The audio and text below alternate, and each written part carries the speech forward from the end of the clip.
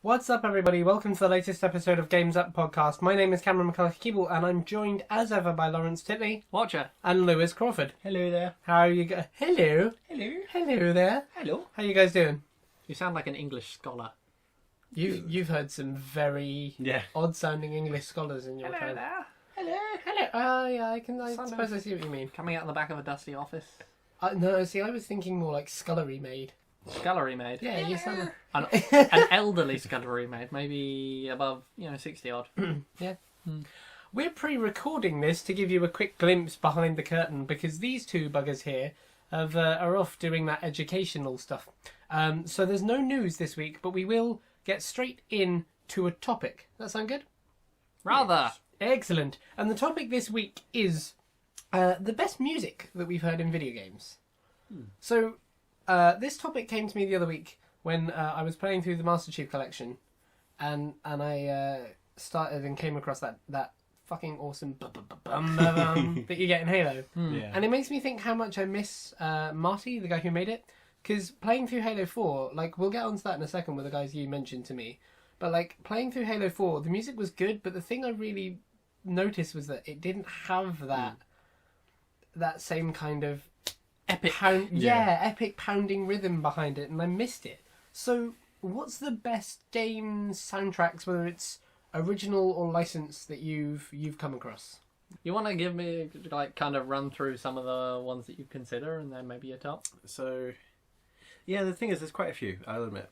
I think Halo was a great example, though, of one of the best ones. Halo 3, beautiful game, because of its music in some cases. Yeah, and absolutely. It really set the scene, especially, I can't remember what it's called, the last mission when you're doing all this, like, platforming in the one of the vehicls.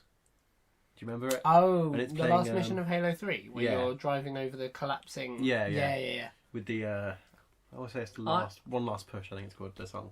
In my mind, it's titled Shit's Fucked. Yeah, no.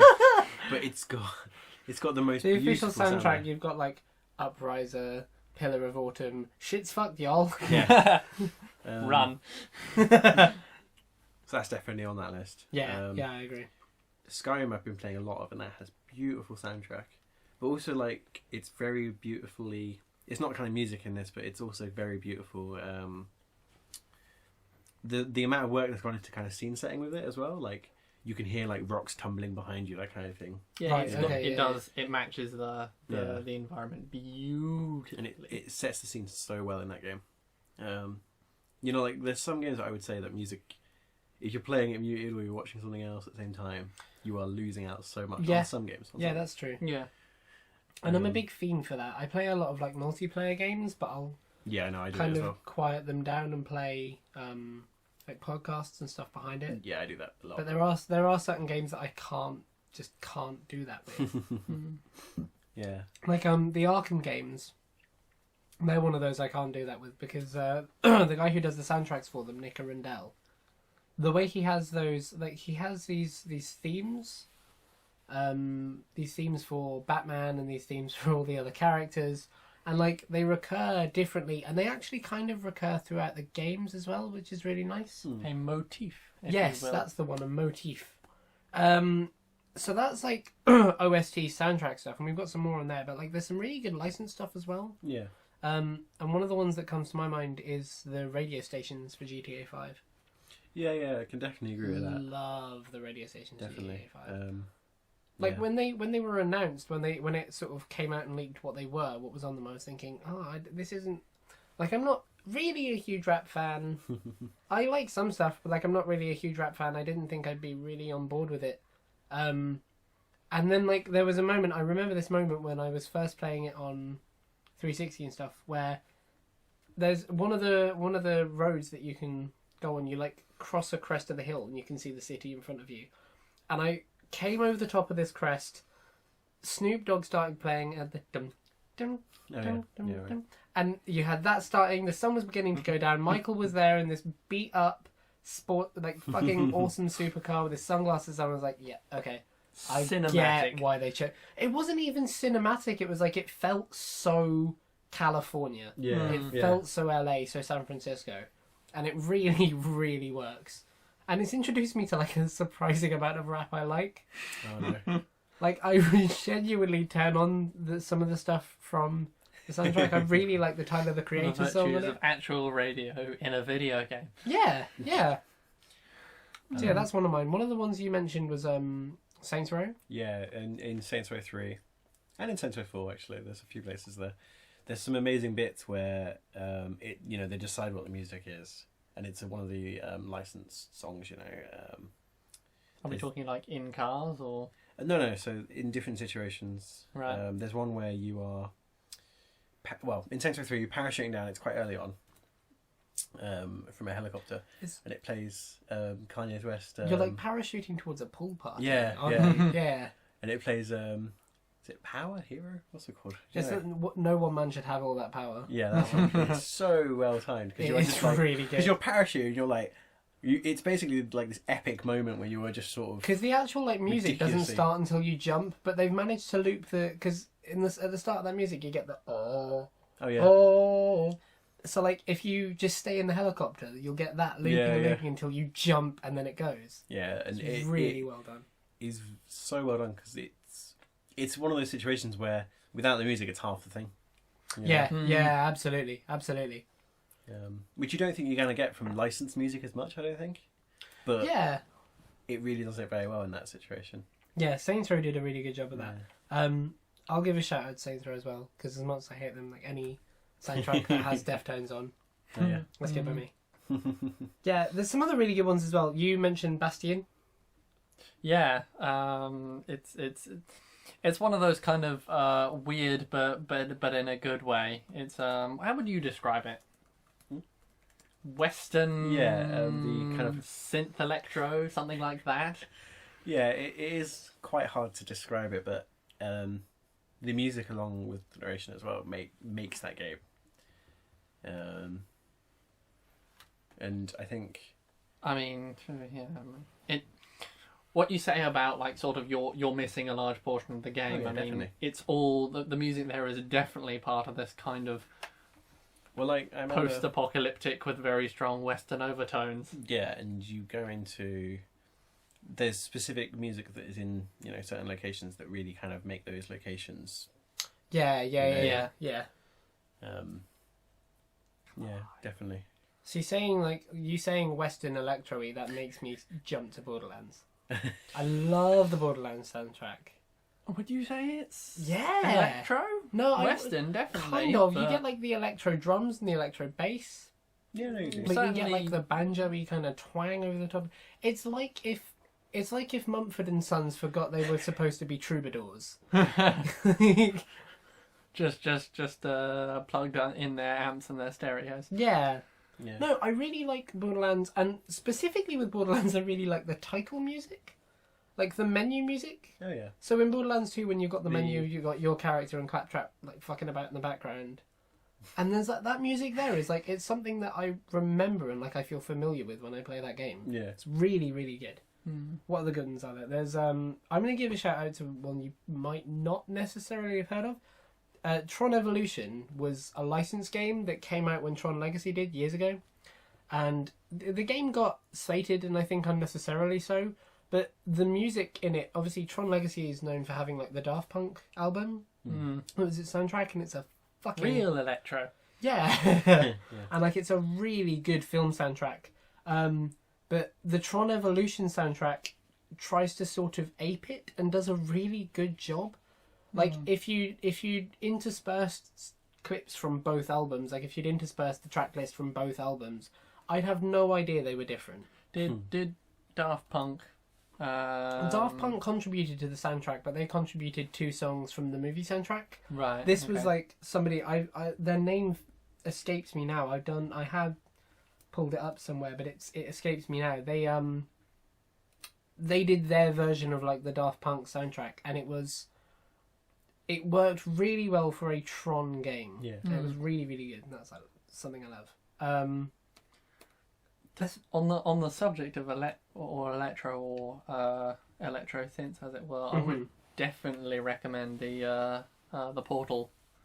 Oh yeah, both yeah, the yeah. Portal no, I one can do and 2 OST. It was very much part of the environment setting, though. Especially because well, there's a whole gamut of different sort of tones within the actual thing. Yeah. But it's got the things that the way they can bring across particular attitude, not attitudes, Tones. yeah, environmental feelings with not conventional styles of instrumentation. Yeah. That's totally fair to say. Yeah. I don't know if this counts. I'm gonna say it anyway. I think one of the best license. I don't know if this counts as a soundtrack because it kind of is the game, but Rock Band. Like, Definitely cheating. Yeah, See, that's I don't definitely think yeah. so. Like, we're pre-recording, and Rock Band 4 will come out later after we record here. And, like, knowing that that's going to have all the songs they're adding to it and all the stuff I've had before, like, that's perfect. I can't wait to go through all, like, I'm Panic at the Disco, Paramore, Fall Out Boy, Green Day, NCR, this, that, the other. Like, that's a perfect lineup in my mind. And best of all, you can choose the playlist that suits you. Yeah, exactly. Like, you don't need to play through some of the stuff you don't like. Yeah, really think Rock Band. What? Well, you can definitely say that if you're not listening to the music, you're missing a large portion of the experience. Yeah, that's very true. That's one. Actually, that'd be really interesting to try and cut that off and like play podcasts. It'd be really interesting to see if you could do that. Yeah, that's what's the other one? Assassin's Creed. Oh yeah. That's Yeah, great definitely. There's some really good ones. Specifically, actually, I didn't mention this one before to you guys, but in Assassin's Creed 4, Black Flag, that has some really good soundtrack in specific places. Some really swashbuckling soundtracks. Yeah, it's very piratey. The one thing I will say about Assassin's Creed 4 is the sea shanties added a really nice touch to it. Oh yeah. Especially when like the sea was sort of big and desolate and empty and all that kind of jazz, and then you'd get just like the one voice on the ship starting the shanty. Oh, yeah, It was a really nice touch, and like it added a level of authenticity. It was really cool. But also, kind of Assassin's Creed 2 and the Brotherhood and Revelations and all that kind of series. Yeah. Just has some beautiful music in. Yeah. I've never found the Italian Assassin's Creed to have that much of a musical identity. Really? Not myself, no, I Okay. don't think. I mean, I think the possibly Assassin's Creed 1, but even then, Well, I don't think it was as much a part of building the feeling of the environment as other I think it games. changes. In the beginning, maybe not, but it kind of like... I think in Brotherhood, when it's kind of in Florence, and the music does definitely add to it. Definitely. I think something that's really interesting about it as well is the way they use like the choral songs from it and the tone and voice of the choral songs. It actually kind of reinforces the sci-fi element to me. Yeah. Because you get these kind of... Because you played Halo. No. Well, I played Assassin's Creed before I played Halo, but like... No, but you understand what I mean. That there is a particular kind of sci-fi that is reinforced by... See, I know what you mean, but I think choral, Assassin's like, Creed is a overtone. different reason. Right. I think it's because you get these beautifully recorded, quite ghostly sounding voices in a world where you're overtly aware that you're playing almost as a ghost. Yeah. That these kind of fractures in reality exist, and it sounds like one of those bleeding through. And that's something that I've always kind of appreciated about the Assassin's Creed soundtrack, especially on like the title screens and stuff. That's a very interesting take on it. Is it? I had honestly never thought about it like that. I like presenting things you haven't thought about like that. It's nice. So yeah, anybody got any more? Yeah, actually, I just thought of one. Okay. Bioshock Infinite. Yeah. Oh shit! Yeah. Yeah. Oh my god, yes. The So they. Oh, I can't believe I didn't think about that. That's so good. Yeah. I So have not played Bioshock They're- Infinite. So essentially, the whole thing of Bioshock Infinite is there's rifts Yeah. where you can kind of see through and hear through, and so their music in this Sky Society in Colombia is essentially based on our music, but changed. Yeah. Is it because, well, at least the 'Cause tone that I got one from of the whole the- place is very 1960s. Yeah, one of their the first kind of bit of music you really hear is it the Beach It's the Beach Boys? Boys, yeah. It's I can't think what it God is. only knows. Yeah, God only knows. Yeah. Yeah. It's when you're walking. You get the first kind of tutorial section where you're walking around Colombia, and you turn a corner, and this floating sort of boat of a cappella singers comes down, and they're doing God only knows. It's so. Are they dressed in vaudeville? Yeah, they're dressed quite vaudevillian. They're dressed in like the white suits and the cap, and it's so good. But what I really love about the BioShock Infinite, so I'm not going to do a spoiler, but if you haven't played BioShock Infinite and are really interested in it, maybe consider sort of la-la-laing through this bit rather than listening. What I love is that, obviously, like, BioShock Infinite is a game about reality and different realities and bleeding realities. And I love how if you go through and play BioShock Infinite again after you know how it ends and know what's happened, those songs sound totally different and are an utter mindfuck. Oh, yeah. Like, I don't know if it happened to you, but when you went past the boat of God only knows the second time, like, I had a total, oh shit moment, and it, I love that. Did you notice I remember mentioning this before, the music in Battleship Bay when you first get there is basically just the tune of Girls Just Want to Have Fun? Yeah, it's Cyndi Lauper, and there's Personal Jesus as well. Yeah, so good. Yeah, I love that soundtrack. And the thing is, that's one of the most clever uses of like licensed music I've ever heard. Also, the Booker and Elizabeth moment where Troy. Because do you know how that happened? No. So Troy Baker has written an album. He's like made albums. He's into his music, and he was writing an album at the time they were doing the mocap. Yeah. So they were doing the mocap for the guitar. So they gave him this guitar and said, okay, pick it up, sit down, pluck out a few things and stand up again. And he played the song, like he wrote it on the spot. Okay. And they harmonised on the spot, so they kept it in the game. So and it's now in his album that he's released years later. Cool. It's really cool. Yeah. Very cool. Yeah. Definitely. That was a really good shout to end this on. That was awesome. You need to play through BioShock Infinite. It's your kind of game. I do, although I heard it's crazy levels of pretentious. Well, crazy levels of really self-captivated story.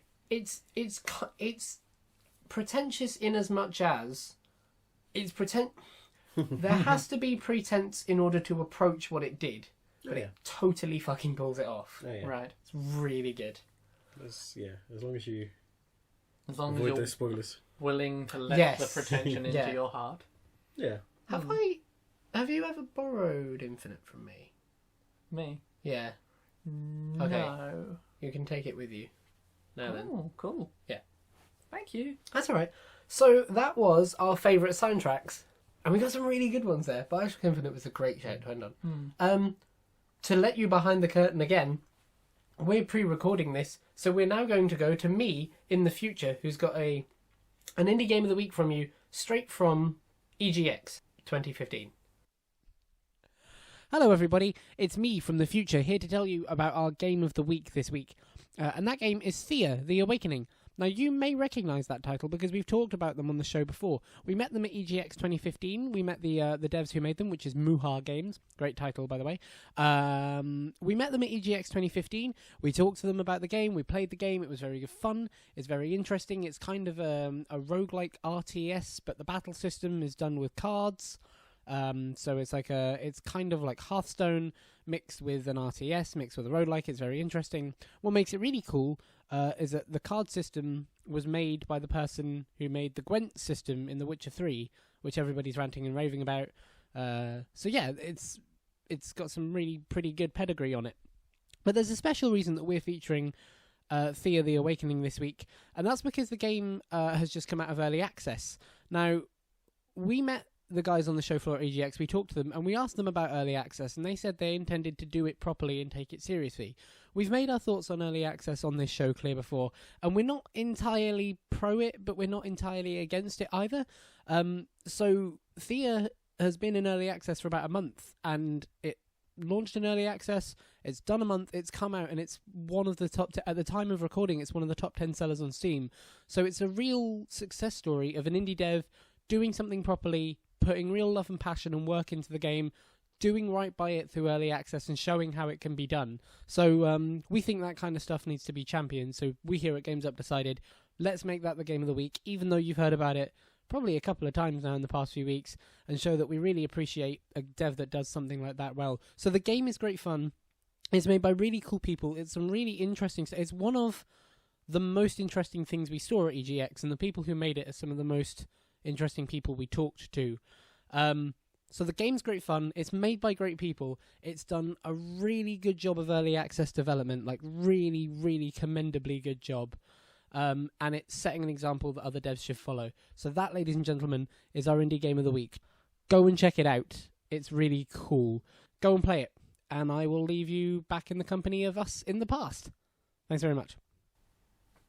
So that, ladies and gentlemen, was the latest episode of Games Up podcast. Thank you very much for joining us. And if you like this, come and have a look at our Facebook page. We'd love to hear you chat on there. We'd love to hear you talk about your favourite soundtracks on there, or share them.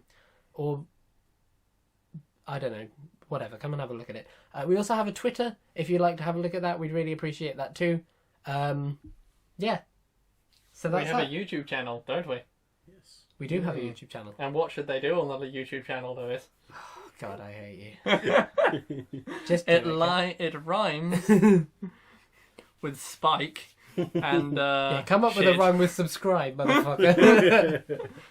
Desubscribe. Yeah, that's a no, rhyme. don't do that. Yeah, don't do that. Subscribe, like and subscribe. Yeah. That was a fucking trip. Well, thank you for putting up with us, and we'll see you next time. But until then, thank you for joining me, gents. That's quite a pleasure. Excellent. And until next time, the game's up.